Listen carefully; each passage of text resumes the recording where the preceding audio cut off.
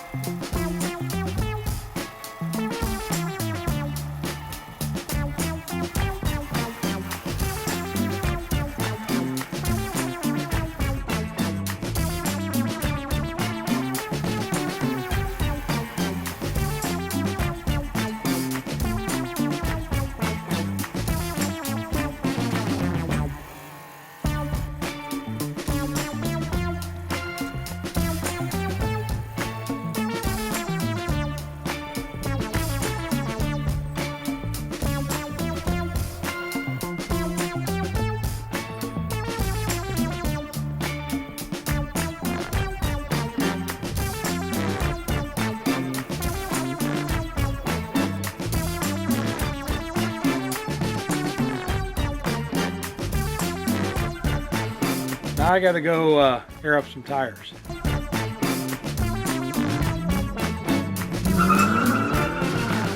For 45 years, the Miller family and the dedicated staff at Autocrafters have been here helping you to restore your dream Ford. Thank you for your support. Here's to another 45 years of delivering parts for your Falcon, Fairlane, F100, Galaxy, Maverick, and Pinto.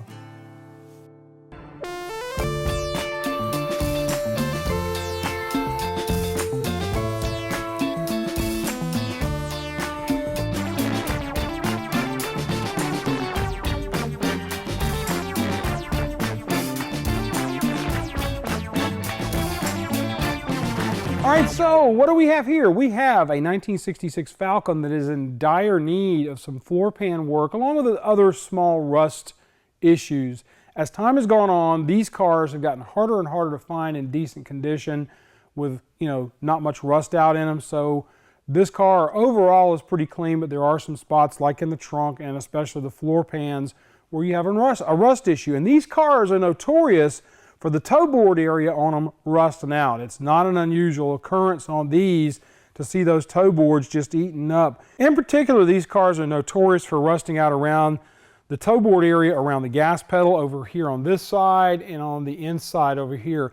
It's almost like when the pans were put in, they actually dove to the center. I've seen tons of these cars where those areas, if nothing else, a lot of times will have rust or at least a lot of surface rust. In general, though, these cars will get wet because of places like where the emergency brake cable comes through, this hole that is in the floor pan on these panels, and I don't know if that's a relief hole so they didn't get any warpage here, but they actually have this hole on the Fairlane, so it's something to keep in mind of. But I'm going to say right now, this piece from the guys at AMD is spectacular. It's probably one of the nicest pieces I've seen in a long time, aside from the hood that we got from them. I'm really excited about what they're doing with their sheet metal. The level of quality that AMD is getting out of these is pretty staggering. Most everything I've run across with them fits like a glove, goes in like it should. This piece is a little more complicated because of some of the things you're going to need to do to it, but I'm going to tell you right now, floor pans from AMD, the hood that we got for our 69 Fairlane wagon, anything for these cars, like this is basically a Fairlane chassis, is going to be nice. The problem we have here is we're not doing all AMD because we didn't want to go and get a full floor pan. But what we did want to do is to use their toe board because there's a lot of rust eat out, as I'm showing you right now, on the inside of the car in the floor pans. It's pretty gnarly in there, and the toe boards especially down here. And even under these side plates up here, you can sometimes find rust in these areas because there was sound deadening there and it holds the water, and they'll rust all the way up into here. Same thing with the side floor pans as well. They see a lot more rust. So if we had wanted to, we could probably do a full floor pan in this car, but honestly, it came with some floor pans that the guy already had, so we're going to use those, and we got this one from the guys at Autocrafters to use to fix the toe board area and just show you how nice this thing is. Can't say that enough. But now what I'm going to do is I'm going to go over some of the things that are going to be going on in the next 4 weeks with this little car right here. After we do the floor pans, we got to do a headliner. And it's going to need a windshield. Not that you needed me to do that, because you know you can kind of clearly see the big ass hole there. All right, so obviously there's a lot of things going on here that we're going to be repairing on this part of the floor pans. But that toe board looks like it's going to fit in there pretty well. Now, it is not a full toe board. It does not go all the way up, so it's not a complete firewall piece. This is a repair panel. So it looks good. I'm pretty happy with it. Over on the driver's side, on some of the Fairlanes, I'm guessing, not just this one, the speedo cable came down the floor behind the plate that goes on there and through the floor over to the transmission. The Falcon is one of those that does that. Now, they have a small hole on there that you can open up to get the cable to pass through. The hole is also over there for the emergency brake cable. You can see it's the light gray cable that's coming up from behind the AMD panel. I'm not going to try to use this whole thing. I'm going to cut it off at the bare minimum of what I need, so I'm not having to fight this entire big panel. This piece right here, I will probably initially just cut off right up here somewhere on both sides and lose the centerpiece, which is accurate. I at first thought that, that these weren't here on the original panel, but they are. It was just a little hard to see for all the seam sealer that's in there.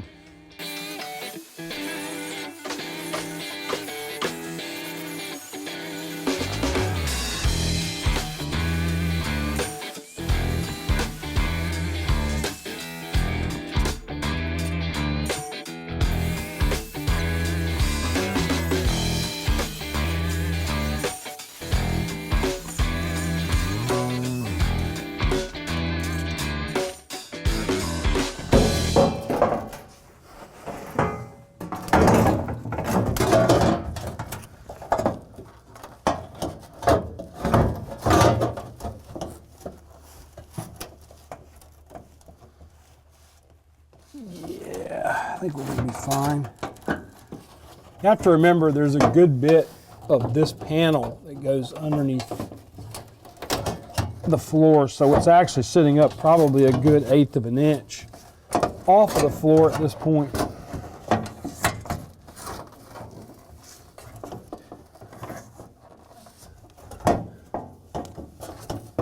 Just going to do an initial markup, not that this one is going to be for much, but it'll show me how big this panel is on what we've got.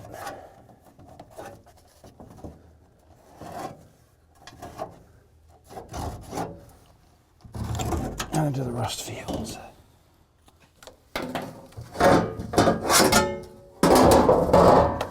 What I think is holding us up right now, is this piece right here is going to need to be worked. I'm trying to see where the original panel was at on here. The original one runs right here.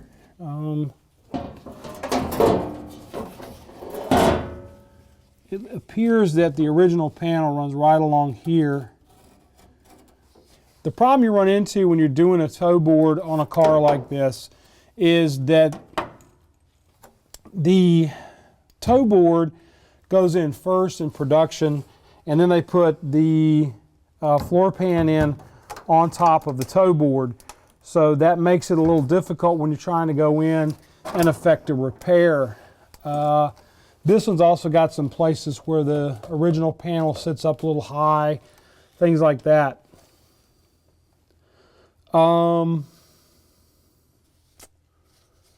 I think, though, we're going to be fine. This is what I was talking about with the dip. This floor pan sits up here, and then it rocks down a little bit back over in that corner. You might not be able to see it, but it does drop off into that corner, and that's a traditional Fairlane issue. So that's something that's going to be in here after we do this as well, just simply because of how this stuff works out. There's a lot of extra meat right now. This is where the new panel stops. This is where the old panel stopped. This metal here is all just super loose. It's not even, these two are barely holding on together. Part of me wants to take and do my cut, go ahead and cut this panel that's in the car, probably right above that rust hole, and then come around here with my cut. I'm not going to do that right now.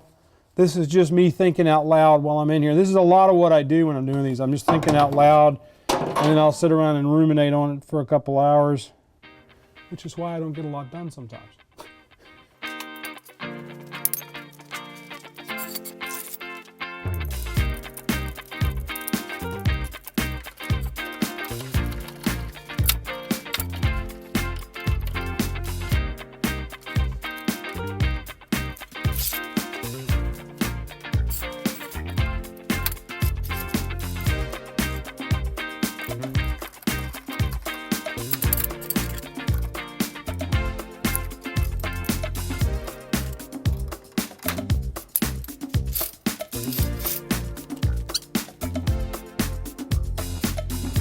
Ooh, 7/16. I thought it was a 3/8 on these. All right, I'm going to take the clip out here, or try to. It's been in there a minute.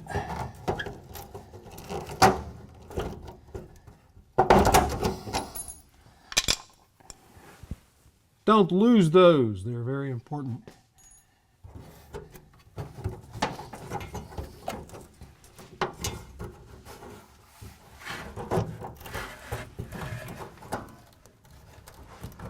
This one may have been collapsed a little, but nope. All right, that's down and out. Anyway, yeah. I get out here to do this.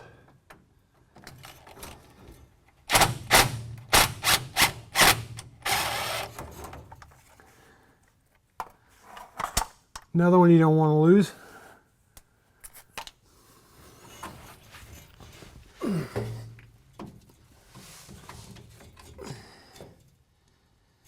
That's pretty good. And that's going to need to come back up inside the cab as well. Maybe kind of hard because this thing's only about a bajillion years old in car years. All right, so the other things I wanted to talk about under here is when you're doing a floor pan or doing floor pans in a car like this, you want to be mindful of where A, your fuel lines go, and B, where your brackets are on the bottom of the floor pan. Can be a real issue. Sometimes you get busy on these things and you just start going and you don't realize what you're running into. So we have one bracket here, we have a bracket over on the other side, I got an arrow pointing at it. Those two pieces, I'm going to try and save this portion of the floor pan and only do a section and cut a section out like right through here on this over to the brackets that are back in here. That way we don't lose these brackets and they stay right where they belong. Luckily the other side is in pretty decent shape on the inside of the pan as well. All right, so this unfortunately is the top ring for the cowl. It sits up inside the cowl itself, and there's a piece of metal that goes out and up this way toward the center of the car. It's missing metal that I can feel all the way up into here. I still haven't been able to get the plastic air vent out of there, but we know we have a problem because this ring itself, like I said, it fell out and it was laying this way underneath the dash panel of the car. I wasn't sure what it was, and then I realized what it is. This is, from my point of view, pretty tough because we're going to be dealing with a cowl vent problem of going in and either replacing the entire cowl vent or doing section repair or just putting a cover over the top of it with some windshield weather strip adhesive and not having any cowl vents at all and just letting it ride for a little while. Let me know what you guys want to see. If you want to see us put a cowl vent system into a Fairlane, because that's basically what this is. So 1966 to 69 Falcon and 1966 to 71 Fairlane Torino, and then also that includes Comet, Montego, Cyclone as well. If you want to see that, let us know in the comments below. All right, so what we're going to do now is we're going to have to pull out this pull handle for the vent back here. And somebody has gone in and added an aftermarket hood latch release on here. And we need to take that loose from up here so we can pull most of the stuff out of the way to hopefully get that vent out. And the only reason we're taking the vent out is because we have to take this emergency brake out of the car in order to get all these cables and stuff out of here. So, away we go. 5/16 is a factory fastener on this. The only one that you guys are going to be concerned about if you're taking one of these apart. And the problem with this is that Ford typically put a nut on the back side of it. Sometimes you get lucky and you can take it out with your finger on the nut on the back side. We got lucky today. Maybe we got lucky today. Now I can't just let that fall on the floor over there, because if I do, I'll lose it in the hole where the rust is at. And trying to get the nut out of there can be a problem sometimes as well. For right now, I'm just going to leave that the way it is. Checking these wires to see if there's something useful. It looks like it's old speaker wire, so I'm not that worried about it. This one is not factory. This is the aftermarket hood latch that somebody did. It's actually a nice job. I kind of like it. And yes, I often will confuse my left and my right when doing this stuff, because I'm dyslexic. It looks like those are put in there with the almighty flat blade. Off to get tools. There, have the wrong flat blade and the right flat blade that is too short. Looks like that's the only one holding it in, possibly. Now, if I'm really lucky, they did the same thing on this one and used a nut.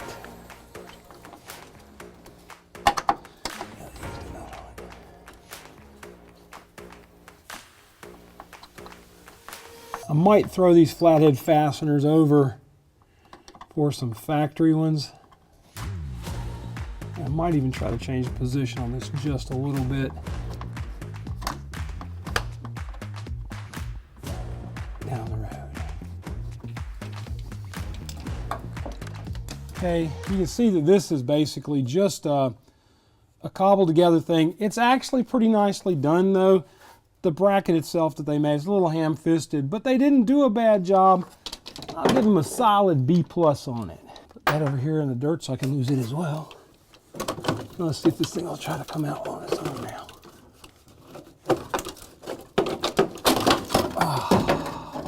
Now that that's out of the way, we can access the bolts that hold this in. There's one here, and then one up here in the front. And those are, I believe, 9/16. So I'm going to try to use my hammer drill to get them out. Let's see if they're 1/2 inch. I've already got a 1/2 inch on here. They are 1/2 inch.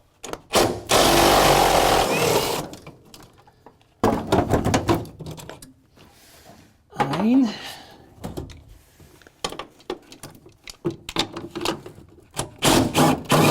Zwei.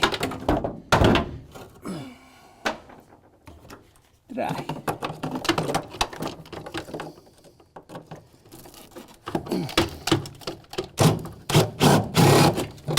Came out surprisingly well for that part of it. Ah!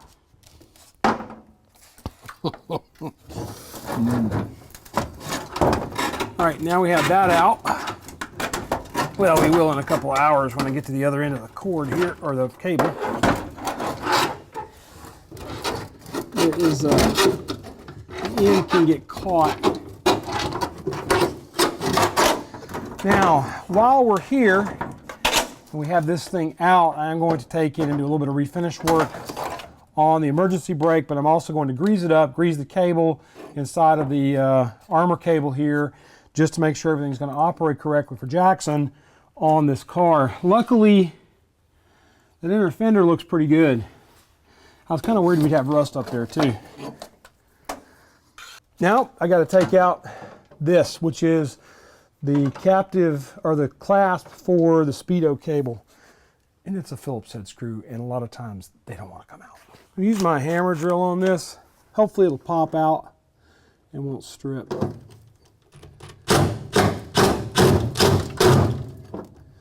It's trying to strip. It's stripping. I think what I'm going to do for the moment is bend the bracket up because I don't want to wreck the cable.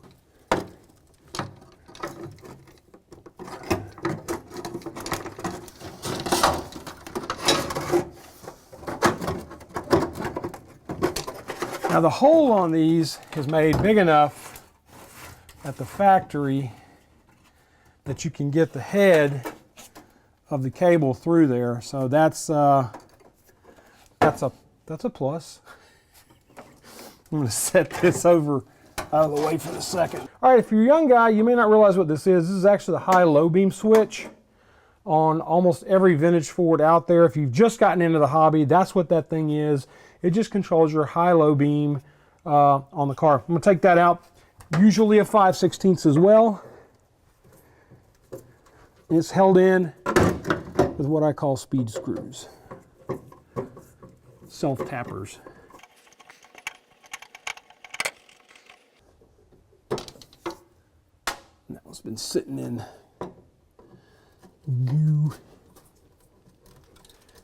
You have to be careful taking that apart because when you take the wiring off, a lot of times the dimmer switch will actually come apart at the mount point to the body of the switch.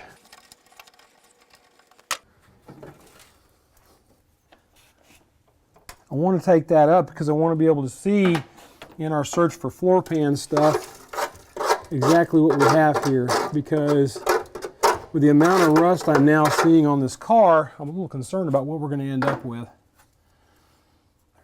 I'm going to take my flat blade screwdriver, and what I'm going to do is I'm going to put it between the rubber casing on the wires and the housing on the switch and pry it out that way rather than just start yanking on the setup on the wires, because if you start yanking on this, you can actually pull everything apart.